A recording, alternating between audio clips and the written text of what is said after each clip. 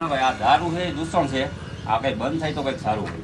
ભાઈ તમારી વાત સાચી. હું તમને એટલો જ મુદ્દો કહેવા માંગુ છું કે આપણા ગુજરાતની અંદર કાયદેસર બંધારણ નિયમ મુજબ કાયદા મુજબ દારૂબંધી છે કે નહીં? આ છે એક પણ ધારાસભ્ય પછી સરકારમાં બેઠો હોય કે વિરોધ પક્ષમાં બેઠો હોય, ભાજપના હોય, કોંગ્રેસના હોય, આમ આદમી પાર્ટીના, એક એવો મરદનો દીકરો કોઈ દી કાં નો નીકળ્યો ધારાસભ્ય કે દારૂબંધી માટે થઈને એને ધોરા માંડવા નાખીને સરકારની સામે વિરોધ કર્યો.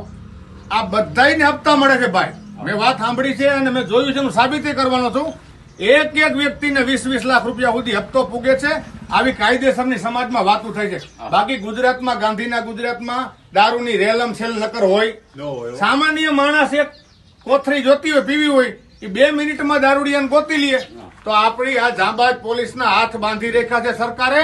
બાકી આ પોલીસ અહીં દારૂના મૂરિયા ઉખેડીને મૂકી દે. મુદ્દો અહીંયા છે કે અત્યારે આપણા સમાજની અંદર ખાસ કરીને ગુજરાતમાં નાના નાના યુવાનો દારૂના ખપ્પરમાં, ડ્રગ્સના ખપ્પરમાં કારાભાઈ હોરાઈ જાય છે અને નાની નાની દીકરીઓ વિધવા થઈ ગઈ છે. નાના નાના બાળકોએ પોતાના ભાઈ, મા, બાપ ગુમાવ્યા છે. રજડી પડે. એની હાયુ મરી ગયા. આ બેઠા ને ગાંધીનગર, એને આની હાયુ લાગશે ને તેથી પ્લાસ્ટિકના જીવડા પડશે આને. આ તમે સમજો, આ જવાબદારી એની હોય છે. દારૂબંધી માટે કોઈ દી સરકારે નકર પગલા ન લીધા. ફરી તમે